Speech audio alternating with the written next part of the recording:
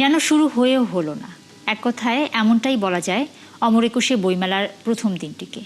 অর্ধেকেরও বেশি স্টল তৈরি হয়নি, হাতুড়ি বাটালি চলছে। তার মাঝেই আবার প্রস্তুতি শেষ করে বই বিক্রিও করছেন কোনো কোনো প্রকাশক। মেলায় অংশ নেওয়া নিয়ে দোলাচলে এমন অপ্রস্তুত মেলার সঙ্গে পরিচয় ঘটল পাঠকের। আরও জানাচ্ছেন পার্থ সঞ্জয়। ফেব্রুয়ারির শেষ বেলায় অমর একুশে বইমেলা, তাতে কোনো স্টল সাজলো বইয়ে, কোনো স্টলে বই তো দূরের কথা তৈরি হয়নি। এমনটাই যে হবে তা জানাই ছিল। অর্ধেকের মতো প্রকাশক স্টল বুঝে পান মেলা শুরুর 2 দিন আগে।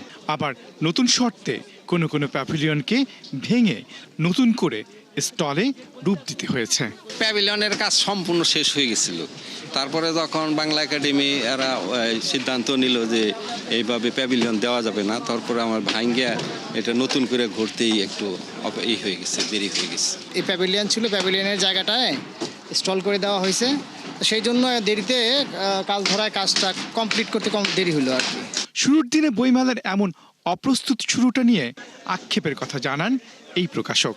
এই যে মেলার যে চিত্র, আসলে উদ্বোধনের দিনে এই চিত্র আমরা আগে কখনো দেখিনি। তো এটাই যে বারবার সিদ্ধান্তহীনতা, তারিখ পরিবর্তন এবং একটা মেলার যে সর্বাধিক সংখ্যক মূলধারার প্রকাশক তাদের যে দাবি ছিল, যে যৌক্তিক দাবি ছিল যে মেলাটাকে ঈদের পরে নিয়ে যাওয়া, এবং সেইটা না মানা এবং সঙ্গে আরও কিছু দাবি দেওয়া ছিল। আবার সেগুলো একটা পর্যায়ে সেগুলোকে কোনো গুরুত্বই দেওয়া হলো না, আবার একটা পর্যায়ে এসে সেগুলো মানা হলো, কিন্তু তখন সময় খুবই কম। এর মাঝেই মেলা এসেছেন অনেক নবীন লেখক, এসেছেন পাঠকও। তাদের প্রত্যাশা প্রাণের মেলায় তৈরি হবে সুর।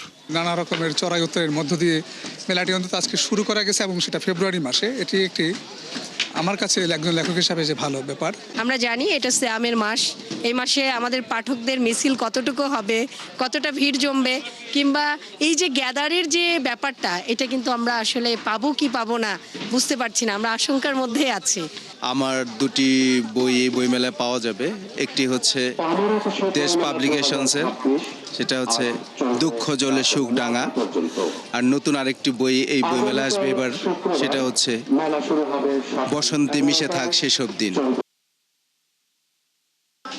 হাতুড়ি, বোর্ড কিংবা রঙের এই ব্যস্ততার মাঝের ছবিটাই বলে দিচ্ছে প্রথম দিনের বইমেলার চিত্রটা কেমন। প্রকাশকেরও খুব একটা দেখা নেই, যারা আছেন তাদের বেশিরভাগই স্টল মেরামতকারী। লেখকেরও খুব একটা দেখা মেলেনি। তবু অনেক পাঠকই এসেছেন।